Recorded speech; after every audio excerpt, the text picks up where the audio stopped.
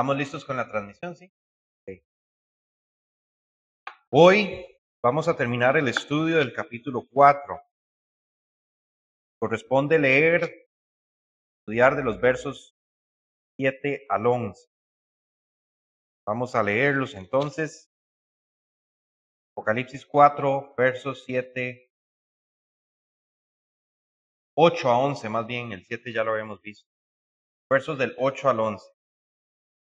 Dice, y cada uno de los 4 seres vivientes tiene 6 alas, y alrededor y por dentro están llenos de ojos. Ni de día ni de noche cesan de decir, Santo, Santo, Santo, el Señor Dios Todopoderoso, que era y que es y que ha de venir.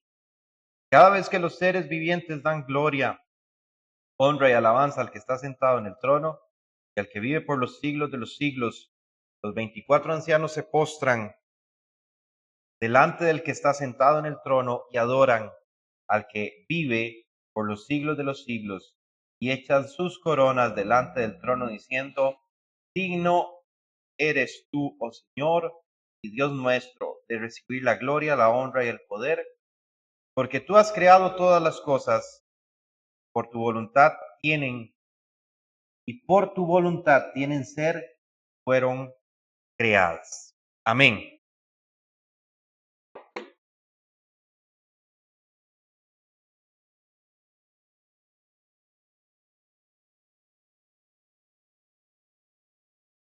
Apocalipsis 4, hermanos, como habíamos dicho en los sermones iniciales, es la puerta abierta del cielo, ¿verdad?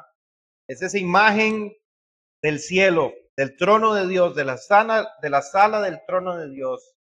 Juan es tomado en su espíritu, y habíamos estudiado lo que significa eso. No era un trance, no era que murió, no fue que su alma salió de su cuerpo, sino que sus sentidos son completamente tomados por el Espíritu Santo para darle una revelación especial de un lugar especial, que es el trono de Dios. Entonces Juan es tomado y empieza a ver esta imagen, ese trono, y ve a alguien que estaba sentado en el trono, que era como de esmeralda, ¿verdad? Que era como de jaspe, de cornalina y un arcoíris esmeralda, y ve la adoración de los querubines, de los serafines y de los 24 ancianos que representan el pueblo de Dios. Pero llegando al final de este capítulo, nos encontramos el corazón de ese lugar especial. Nos encontramos el sentido de ese lugar especial. ¿Y cuál es eso? La adoración a Dios. El cielo, por decirlo de alguna forma, el cielo es un lugar de adoración a Dios. El cielo es un lugar donde que durante continuamente y por toda la eternidad se va a rendir culto y adoración a Dios. Juan no nos muestra el cielo, ¿verdad? Como esas pinturas renacentistas con nubes y angelitos y todas estas cosas, ¿verdad? Juan nos muestra el cielo, por la gracia del Espíritu Santo claramente, como el lugar que es, como la realidad viva y profunda que es la adoración centrada en nuestro Dios Todopoderoso. El cielo no gira, hermanos, alrededor de lo que el hombre cree que es el cielo. El cielo no gira alrededor de los acontecimientos históricos. El cielo, hermanos, gira alrededor de Dios mismo. Y aquí lo vemos a través de esta adoración. Vamos a estudiar esto entonces. Primero el versículo 8, la primera parte del versículo 8, la adoración que nunca cesa. Dice que los 4 seres vivientes, o sea, los querubines, no cesaban ni de día ni de noche de adorar a Dios. De decir, Santo, Santo, Santo, es el Señor Dios Todopoderoso, el que fue, el que es y el que ha de venir. Vamos a estudiar qué significa eso entonces. La primera verdad que encontramos aquí es contundente. La adoración en el cielo es ininterrumpida, perdón. No cesaban ni de día ni de noche. La adoración en el cielo, hermanos, no va a depender de estado de ánimo, de circunstancias, ni de temporadas espirituales. Y aquí no estamos hablando de una monotonía, ¿verdad? Sino de una plenitud de adoración. Ahora, ¿qué, qué podemos decir nosotros que condiciona nuestra adoración a Dios aquí en la tierra? ¿Es nuestra adoración a Dios aquí en la tierra perfecta? No. Nuestra adoración es imperfecta. ¿Pero qué la hace imperfecta? La respuesta está en nosotros mismos, amados hermanos. Porque somos seres, ¿verdad? Con pasiones, con emociones, con sentimientos que son mutables. Entonces, la forma en que yo me siento, claro que puede alterar mi adoración a Dios. Porque si me siento decaído, me va a costar más. Y nosotros debemos entender y aceptar esas limitaciones humanas y no querer jugar más de lo que somos, hermanos. Porque hay personas que por querer ser o aparentar ser más espirituales y más religiosas, limitan su humanidad. Y al limitarla, lo que hacen es empezar a llenarse de una frustración tan grande que son como una olla de presión, ¿verdad? Que eso está ahí acumulando y acumulando y acumulando. Y cuando ya llega algo que finalmente los hace explotar, es desastroso porque se hieren a ellos mismos y hieren a los hermanos y hieren a un montón de personas que no tendrían que haber sido heridas si esa persona entendiera su humanidad desde el punto de vista de lo que dice la Biblia. Y ese es un tema que un día tenemos que ver. ¿Qué dice la Biblia acerca de nuestra humanidad? Porque no somos, ¿verdad?, la mole para que no sintamos nada. Nosotros somos seres que sentimos y que estamos, ¿verdad?, atados a esas debilidades.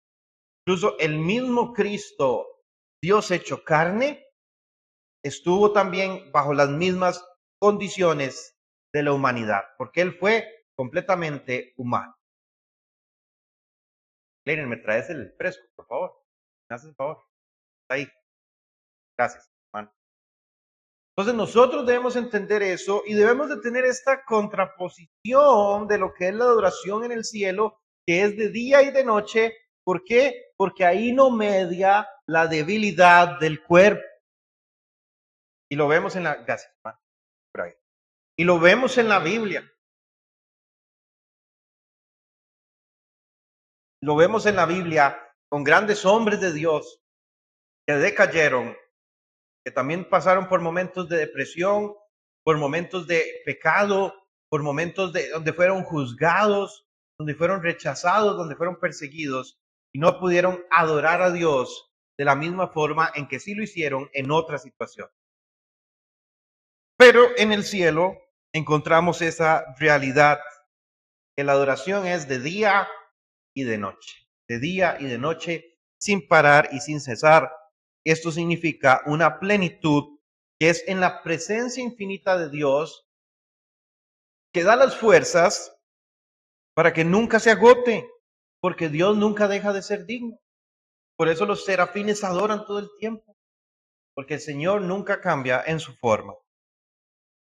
Ahora, lo que debemos entender de esta primera parte de este versículo es esta confrontación entre lo que nosotros creemos como adoración y lo que dice el cielo que es adorar, o lo que nos enseña la Biblia que es en el cielo adorar.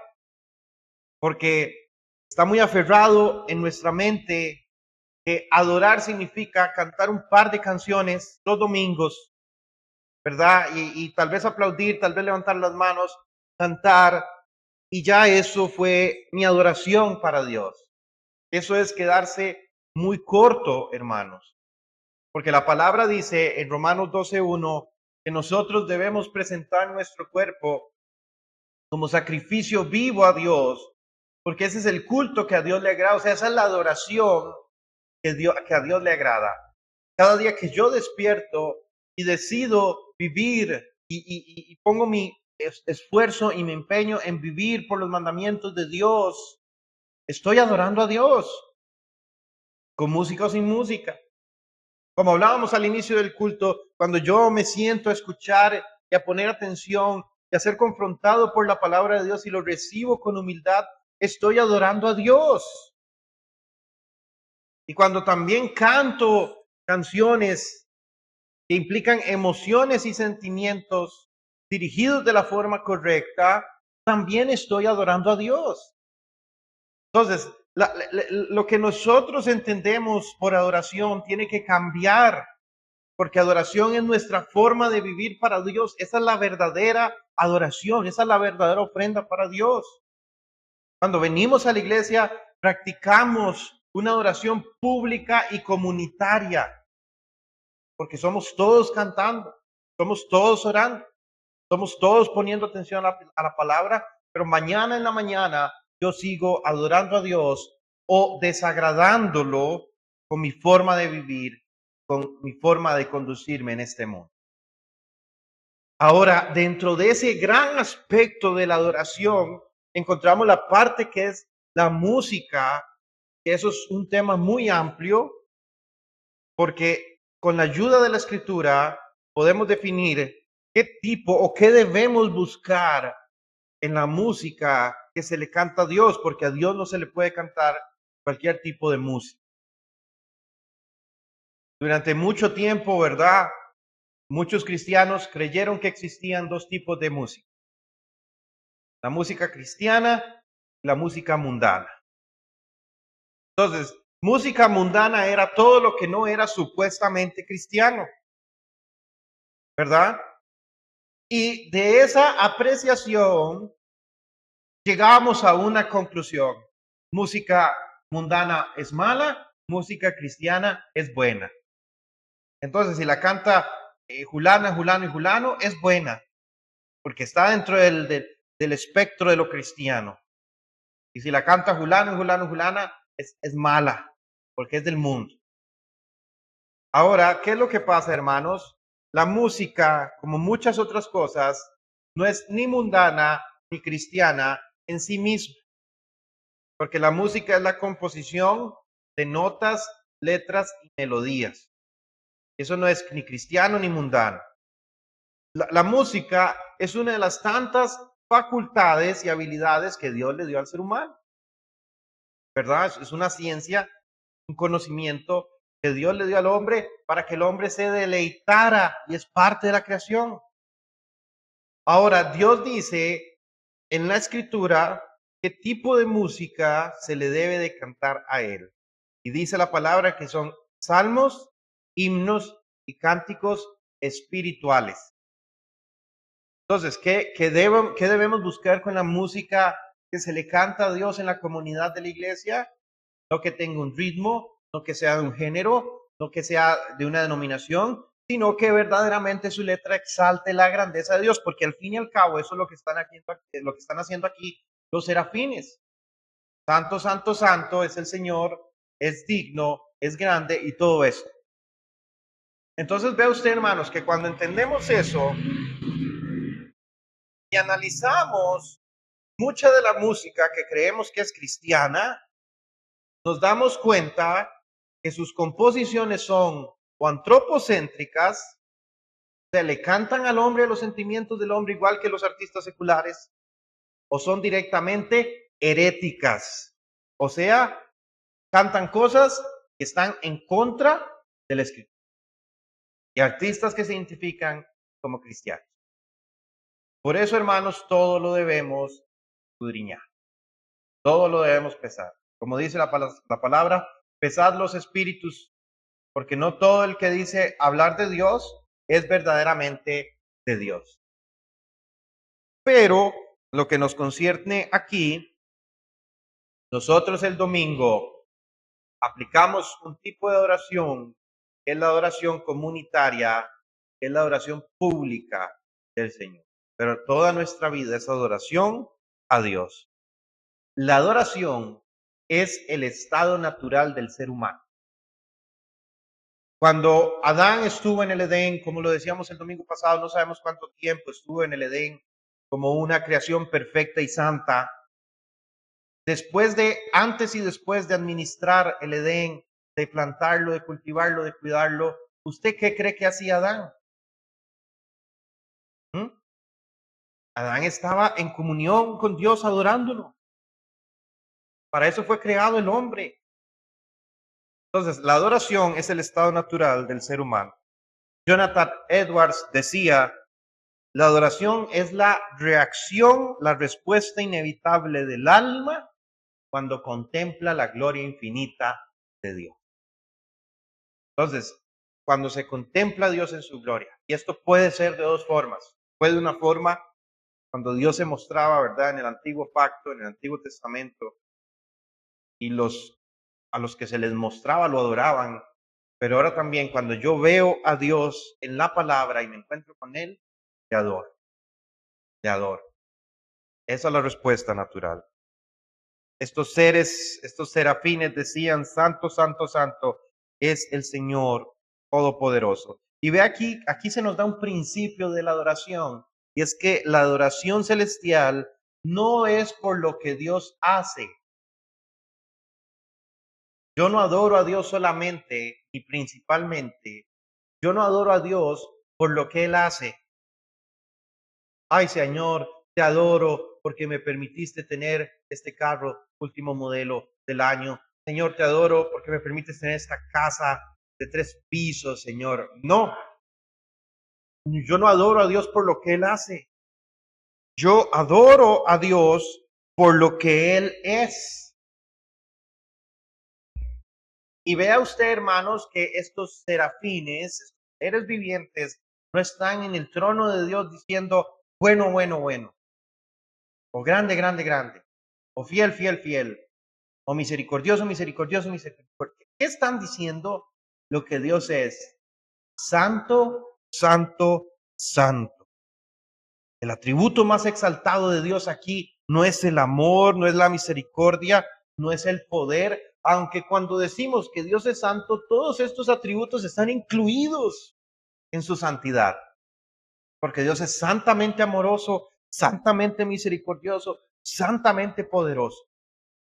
Sino que lo que se adora en el cielo es la grandiosa santidad de Dios que se repite 3 veces porque implica una perfección absoluta y una plenitud infinita. Entonces Dios es perfectamente, plenamente e infinitamente santo. Dios no es un poco santo ni mayormente santo. Él es santo en esencia. Como les he dicho en otras ocasiones, si pudiéramos decir de alguna forma limitada nuestro entendimiento de qué está hecho Dios, Dios está hecho de santidad. Ahora, santidad no es solamente bondad y perfección moral, aunque Dios es plenamente bondadoso y perfectamente perfecto moralmente. La santidad de Dios no es solamente eso, sino la santidad de Dios es que Él es inigualable en todo. No hay nada como Él. Nada se asemeja a Él. No existe nada en el universo ni en ningún lugar de la existencia, de todas las existencias, que sea como Dios es santo. Y la santidad, hermanos, también es una fuerza, la fuerza temible y terrible de Dios. Por eso Dios dice, porque todo aquel hombre que vea mi rostro morirá. ¿Qué quiere decir eso, verdad? Que la santidad de Dios es tan incomprensible para el hombre que los que se acercaron un poco a esa muestra de santidad de Dios sin ser, sin ser precavidos, ¿verdad? Murieron. Porque la santidad de Dios no es algo con lo que se pueda jugar, amados hermanos. Recordemos a los hijos del sacerdote Elí, Ofni y Fines, cuando quisieron ir a sacrificar lo que ellos quisieron sacrificar, sin que Dios lo hubiera pedido, cómo el fuego salió del altar y los consumió a él. Y si queremos ver ese ejemplo del poder de la santidad de Dios, lo vemos en muchos casos del Antiguo Testamento. Cuando el arca del pacto se cayó, intentaron tomarla y mató yo no sé cuántos cientos de hombres. Usted ha leído esa historia, solo porque no podían tocar el arca. Qué tremendo, hermanos. Y una de las muestras más grandes de esa santidad de Dios, tan poderosa, tan increíble, es que los mismos serafines que están más cerca de su presencia cubren sus rostros, porque aun siendo ángeles y seres santos, no pueden contener la santidad de Dios. Por eso se cubre. Podemos pensar en la santidad de Dios como el sol. De más nos acerquemos al sol, más poderoso e increíble es, hasta el punto en donde nada puede contener. Entonces nosotros podemos estar hasta cierto punto cerca de la santidad de Dios sin ser consumidos. Y esa luz de santidad que nos llega de Dios es la que hace que en nuestra vida opere la gracia, la misericordia, el amor, la piedad. Pero ¿qué pasa si usted y yo decidiéramos tomar un cohete, ¿verdad? Una nave espacial y acercarnos a 10 kilómetros del sol? Seríamos completamente destruidos porque nada puede estar tan cerca. Entonces Isaías tuvo una visión del trono, estando a una distancia prudente de la santidad de Dios. Pero aún así él dijo, ay de mí que soy muerto. Juan también está a una distancia prudente de esa santidad de Dios. En cierta forma está protegido por ese arcoíris esmeralda de la gracia que habíamos estudiado. Pero está a una distancia prudente para ver las cosas sin ser consumido. Moisés, cuando tuvo la visión en la zarza ardiendo, cubrió sus ojos, ¿verdad? Porque sabía lo que significaba eso y no quería morir.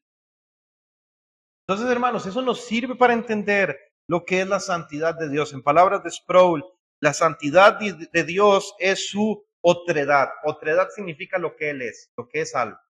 La santidad de Dios es su otredad, su majestad absoluta, su pureza moral infinita. Gloria al Señor. La adoración verdadera entonces, ¿cuándo comienza? Porque aquí la Biblia nos está enseñando cómo debemos adorar y qué es lo que debemos adorar. ¿Cuándo comienza la adoración verdadera? Cuando el hombre deja de trivializar a Dios. Cuando nosotros sacamos todos estos conceptos de Dios que hemos aprendido a lo largo de nuestra vida y nos quedamos con el concepto que dice la palabra que es Dios, algo radicalmente distinto, glorioso y temible. Amén. En la última parte de este verso, los seres vivientes cantan esta doxología, el que era, el que es y el que ha de venir. ¿Qué significa eso? Entonces los seres vivientes, este cántico, santo, santo, santo es el Señor Todopoderoso. Esa es la primera parte de la adoración. Se exalta a Dios por lo que Él es. Y la siguiente parte de esta doxología es el que era, el que es y el que ha de venir. ¿Qué afirma esta frase? ¿Qué atributo está afirmando esta frase? La eternidad y también la inmutabilidad de Dios. Que Dios no cambia. Él es eterno y es el mismo por los siglos de los siglos de los siglos. ¿Cuáles son las dos leyes fundamentales que crean el universo según los teóricos físicos? El tiempo y el espacio. El tiempo y el espacio es lo que los físicos teóricos dicen que le da forma a nuestro universo. Después están las leyes de la física, las leyes de la termodinámica y la ley de la gravedad. Y eso en la física es lo que le da un entendimiento al universo. Entonces, todo transcurre en el tiempo y en el espacio. Dios no está sujeto ni al tiempo ni al espacio, sino que el tiempo y el espacio están sujetos a Dios. Dijo Pedro, para Dios un día son 1000 años y 1000 años es un día. ¿Qué quiere decir eso? Que Dios no ve el tiempo transcurrir como nosotros lo vemos, porque somos seres finitos y somos seres físicos. Dios es un ser espiritual y eterno. ¿Dónde habita Dios entonces? ¿Cuál es la luz inaccesible de Dios, verdad? Que dice Pablo en Timoteo, que Él habita en luz inaccesible para los hombres. ¿De qué está hablando Pablo? Que Dios habita en algo que en la teología se ha denominado como la eternidad. Entonces, la eternidad no es tiempo ni espacio, es eternidad. Y eso ya es un tema súper complicado de entender, pero nosotros lo que debemos quedarnos es eso. A Dios no ve las cosas en tiempo y espacio. Dios está en el pasado, Dios está en el presente y también está en el futuro, en toda su esencia y con todo su ser. Por eso, al ser humano le ha fascinado tanto el tema de los viajes en el tiempo. Ustedes han visto eso en algún momento, ¿verdad? Los famosos viajes en el tiempo, en las películas, que vuelven al pasado, que van al futuro, que aquí, que allá. Hermanos, esa fascinación viene de la eternidad que fue puesta en el hombre, porque el alma tampoco pertenece al tiempo ni al espacio. El alma es eterna.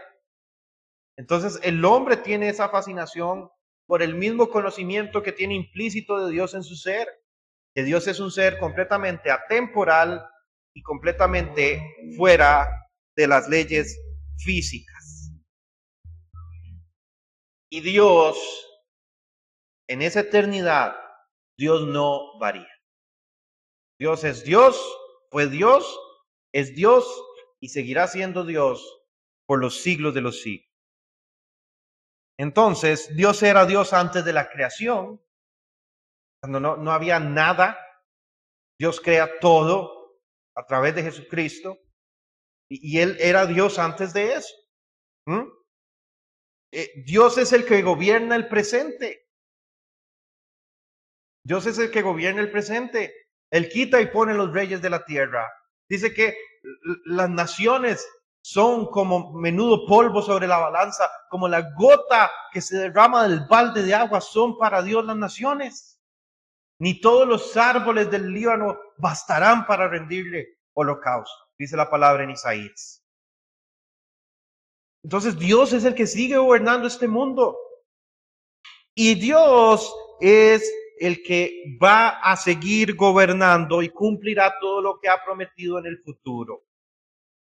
Entonces veamos como los serafines alaban esa eternidad de Dios diciendo el que era, el que estaba antes de todo, el que es, el que está en este tiempo y espacio gobernándolo todo, el que ha de venir, el que cumplirá todas sus promesas, que son sí y son amén. Qué tremendo, amados hermanos. En una doxología tan corta, el conocimiento teológico tan profundo que podemos sacar escudriñando la palabra. Por eso, hermanos, como decíamos al principio, la Biblia, la religión que profesamos no es superficial, es profunda, es densa, es de poner mucha atención. Y aquí algo muy especial, en un libro lleno de juicios, de tribulación, de consumación, esta afirmación es un ancla para la iglesia, hermano. El que era, el que es y el que ha de venir. Dios sigue teniendo el control total sobre todas las cosas. En un libro que nos dice, ¿verdad?, el futuro del mundo va a pasar por momentos muy turbios. Saber que Dios está gobernando aún por encima de eso, hermanos, es un consuelo muy, muy grande. Herman Bambik dice, la eternidad de Dios es la garantía de la estabilidad del mundo y de la esperanza del creyente. Qué hermoso. ¿Por qué podemos confiar en Dios? porque Él es el que era, el que es y el que ha de venir. Por eso podemos confiar en Él, porque Él es eterno y nunca va a cambiar. Los versos 9 al 10 vemos lo que produce la adoración de estos seres vivientes en el pueblo de Dios representado por los 24 ancianos. Dice, cada vez que los seres vivientes dan gloria, los 24 ancianos se postran. Aquí vemos algo muy especial. La adoración no es solo individualista, sino que es coral, colectiva y responsiva.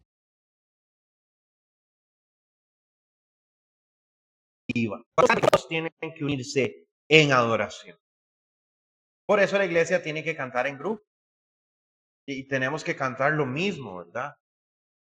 Yo no puedo estar cantando Adoraré y Willy cantando Anciano de Días y el otro hermano por allá cantando 10,000 razones. No, es un acto en conjunto como pueblo de Dios, porque nos maravillamos de su palabra. Entonces, venimos y estudiamos su palabra, nos maravillamos. Vamos a cantar, hermanos. Ay, qué pereza, yo hoy no me siento con ganas de cantar. ¿Y cómo? ¿Cantamos porque tenemos ganas o cantamos porque nos maravillamos de lo que hace el Señor? Obvio que es por y para el Señor. Los ancianos, o sea, el pueblo de Dios se postran. Esto significa una humillación total. Postrarse, ¿verdad? Es un acto de humillación. Postrarse es un acto de reconocer que estoy delante de alguien más grande y más importante que yo. Claramente es Dios. Estando postrados, los ancianos adoran, que es un reconocimiento consciente. Señor, tú eres Dios, tú eres santo, tú eres grande, tú eres misericordioso. Señor, tú eres digno de que mis labios y mis cuerdas vocales funcionen para adorarte. Un acto consciente y voluntario. Y hacen algo más. Echan sus coronas delante de él. ¿Qué significa esto, hermanos? Se rinden totalmente a Dios. Y esto nos debe recordar lo que el apóstol Pablo dijo, los logros que él tenía en la carne, en cuanto al celo fariseo, en cuanto a la genealogía de la tribu de Benjamín, irreprochable, irreprensible. ¿Se acuerdan de esos versículos, de esos pasajes? Cuando Pablo menciona todos estos logros. Pablo era una persona importante de su época, hermano. Un contraste muy diferente a los demás discípulos, a los demás apóstoles. ¿Quiénes fueron los primeros apóstoles? ¿Qué eran los primeros apóstoles? ¿Qué era Pedro? Un doctor de la ley. ¿Ah? ¿Qué era Pedro? ¿Qué era Juan? ¿Qué era Santiago? Pescadores. Una de las profesiones tenidas como las más corrientes que podía haber en ese tiempo. Un pescador no sabía leer, no sabía escribir, no sabía matemáticas, no sabía historia, no sabía nada. Solo pescar. Y mal pescador era Pedro. Sí, tremendo. Y vino el Señor. Y el Señor, cumpliendo su palabra, siendo fiel, lo transformó en un pescador de hombres, como él le había dicho. Pero eran hombres del vulgo, como dice el libro de los Hechos. O sea, corrientes. Y de mal testimonio también, sí, posiblemente. ¿Y quién era Pablo? Sí, ¿y por qué era perseguidor de la iglesia, hermano? Porque era un ortodoxo. Dijo el apóstol Pablo, discípulo de Gamaliel. Eso en nuestro tiempo presente es como decir graduado de Harvard, graduado de Yale, graduado de la Universidad de Cambridge. No, y ya eso nos da una idea del estatus social de Pablo, porque no todo el mundo podía pagar una clase con Gamaliel. ¿Ah? De la tribu de Benjamín, una de las tribus más ricas de Israel. En cuanto, en cuanto a la ley, fariseo, estudiado, ortodoxo. En cuanto al celo, perseguidor de la iglesia, irreprensible. Vean ustedes qué tremendo, hermanos, la diferencia tan grande que hay entre Pablo y los demás apóstoles, y cómo la gracia de Dios trabaja con todos para la gloria y honra suya. Pero Pablo recuerda sus logros antes de Jesucristo y dice algo acerca de esos logros. ¿Qué dice? Los tengo por basura. O sea, para mí todo ese tiempo que pasé quemándome las pestañas con Gamaliel, estudiando el Talmud, estudiando la Torá, estudiando los dichos de los rabinos de la antigüedad, estudiando historia, estudiando latín, griego, porque Pablo hablaba arameo, latín, griego. Algunos presumen que era también abogado por la forma que se defendió en los juicios de los hechos. Entonces, hermanos, Pablo dice todo eso, y perdóneme lo que voy a decir, pero para que entendamos, todo eso a mí me importa un pepino, con tal de ganar a Cristo, con tal de ser algo para Cristo. Y ahora vemos lo que estos 24 ancianos hacen, que es rendir sus coronas. Toman su corona y no me importa, lo más importante está frente a mí, que es mi Señor y mi Dios para adorar. ¿Tiene usted coronas que rendir delante de Dios, hermano? ¿Habrá coronas que queremos dejar sobre nuestras cabezas todavía? Porque nos adornan, porque nos dan presencia, nos dan autoridad. Hermano, recuerde algo. Todo lo que usted tiene viene de parte de Dios. Porque dice la Biblia que Él es el que le da el poder para hacer riquezas y para disfrutarlas. Todo lo que usted tiene, todos sus logros, es porque Dios se lo ha permitido, nada más. Las coronas representan autoridad delegada, recompensa recibida, honor concedido. Arrojarlas delante del trono de Dios significa, nada de esto es mío, todo proviene de ti. Juan Calvino escribió sobre esto: el hombre nunca se humilla correctamente hasta que contempla la gloria de Dios. Dice el verso 11, ya para ir terminando: Señor, digno eres, porque tú creaste todas las cosas. Aquí encontramos el fundamento objetivo de la adoración. Dios no es digno solo porque nos bendice, solo porque es bueno, solo porque es misericordioso. Dios es digno porque Él es el creador soberano de todo. No todos, no solamente todo aquí en la tierra, sino todo el universo. ¿Quién creó la galaxia de Andrómeda? ¿Ah? Dios. ¿Quién creó las estrellas más grandes encontradas por el ser humano? Antares, Betelgeuse. ¿Quién las creó? Dios. Como dijo, como dice el libro de Job, ¿verdad? ¿Quién ató las cuerdas de Orión, de la galaxia de Orión? Y puso las Pléyades donde están. Y la galaxia de Orión está compuesta por 3 estrellas que son Antares, Aldebarán, y la otra no me acuerdo. Y cada una de esas estrellas, la más pequeña de esas estrellas, es 1000 veces más grande que nuestro Sol. Y en el universo, hermanos, están sucediendo en este momento fenómenos cataclísmicos que usted y yo no entendemos. Hay galaxias colisionando, hay estrellas fundiéndose y convirtiéndose en agujeros negros del tamaño de nuestra propia galaxia. Es algo incomprensible para la mente humana. ¿Y quién gobierna todas esas cosas? Dios. Porque Él es Dios en todo el universo creado y visible. Qué tremendo, hermanos. Muchas veces decimos, Dios que creó los arbolitos y los pajaritos, sí, pero también Dios que creó toda la majestuosidad del universo. Tremendo. Y por eso Él es digno de ser adorado. ¿Por qué existen las cosas? Por su voluntad, por su gloria y por su autoridad. Nada es accidental en este universo, nada es autónomo, nada es independiente, nada escapa de Dios, amados hermanos.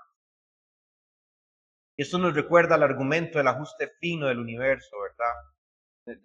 De los argumentos para la existencia de Dios, el ajuste fino del universo. Cómo el universo está calibrado como un reloj suizo para funcionar de la forma correcta. Un día estábamos diciendo, ¿verdad? Si a mí me dieran todas las piezas de un reloj suizo, que tiene muchas piezas, puede tener hasta 300, 400 piezas, y las echara en una caja y las batiera y las batiera y las batiera hasta que esas piezas se armaran correctamente y produjeran un reloj suizo, eso sería imposible, ¿verdad? Tiene que mediar una inteligencia que ponga cada pieza en su lugar para que todo eso en conjunto se convierta en algo que funciona. En el universo sucede lo mismo, hermano. Creer en la aleatoriedad del universo es tener más fe ciega que los creyentes que creen que fue Dios el que creó todas las cosas. Porque hay una inteligencia marcada y palpable en toda la creación del universo. Y un día vamos a hablar sobre eso, si Dios lo permite. Sproul afirma, la soberanía de Dios no es una doctrina para discutir, sino una verdad para adorar. Cuando este versículo dice que Él es digno porque creó todas las cosas, toda visión antropocéntrica del universo se esfuma. La creación no existe para el hombre existe dentro de la creación para la gloria de Dios. ¿Cuál es la conclusión de esto, hermano? Estos versos nos muestran lo que la iglesia y el pueblo de Dios hará por toda la eternidad. Adorar a Dios verdaderamente. La pregunta no es si adoraremos, es que sí, lo vamos a hacer para siempre. Hay tres cosas finales, tres llamados finales de este tema, de estos versos. Número uno, que tu adoración en la tierra refleje la adoración en el cielo, centrada en Dios y no en el hombre. Hermanos, hermanas, aprovechemos este momento para decir algo. No adoremos a los hombres. No adoremos a los hombres. No adoremos a los pastores. No adoremos a líderes. No adoremos a personas que se levantan. Esa es la peor acción que alguien puede tomar, es adorar a un hombre. Y usted dirá, pastor, pero ¿por qué usted dice eso? Hermano, tal vez aquí no pasa, gracias a Dios, por la gloria y honra del Señor.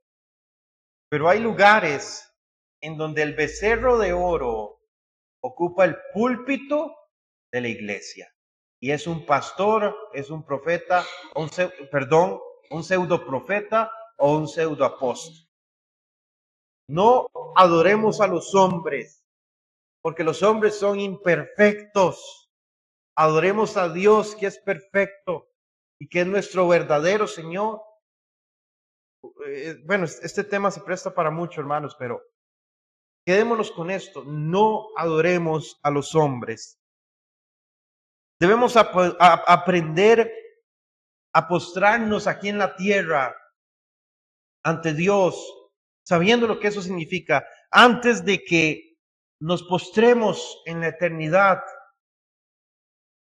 verdaderamente delante de su presencia.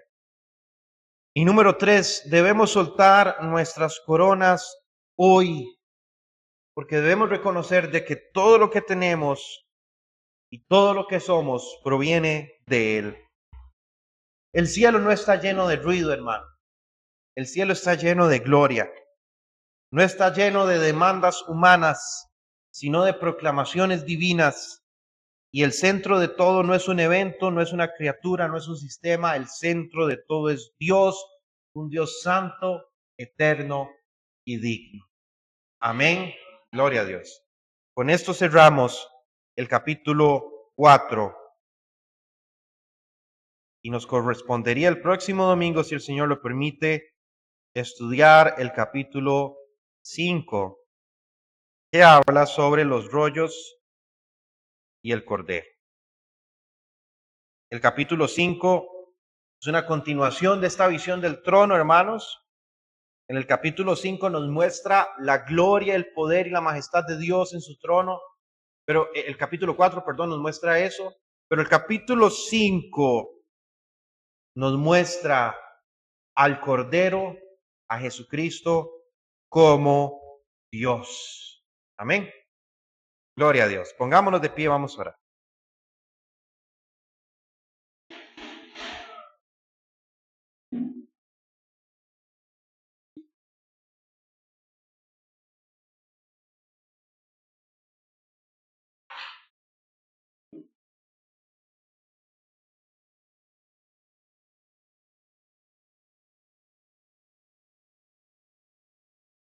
Señor, te queremos dar gracias por habernos permitido finalizar el capítulo 4, Señor.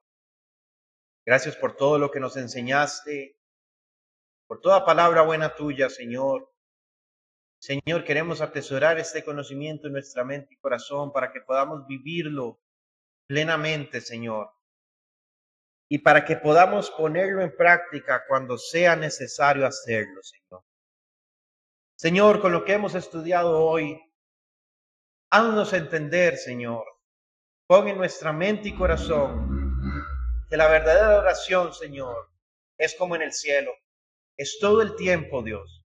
No solamente es la adoración comunitaria los domingos, sino que de día y de noche yo te adoro con mi forma de vivir. Hazme entender eso, Señor. Hazme entender que tú eres digno, glorioso, temible, santo, y que por eso tú mereces ser adorado por todos, Señor. Te damos las gracias, oh Dios, ponemos en tus manos esta semana. Señor, queremos bendecirte y darte las gracias una vez más, así como cuando iniciamos, al finalizar, Señor, también te damos gracias. Señor, guárdanos y cuídanos especialmente en este mes. Y danos mucha sabiduría de tu Espíritu Santo, Señor, para presentarnos delante de ti. Señor, como justificados, como limpios por la sangre de Jesucristo. Te damos gracias, oh Dios. Ponemos todo en tus manos. Levante su mano, amado hermano. La Santa Cena, sí. Bueno, antes de la bendición pastoral, vamos a participar de la Cena del Señor.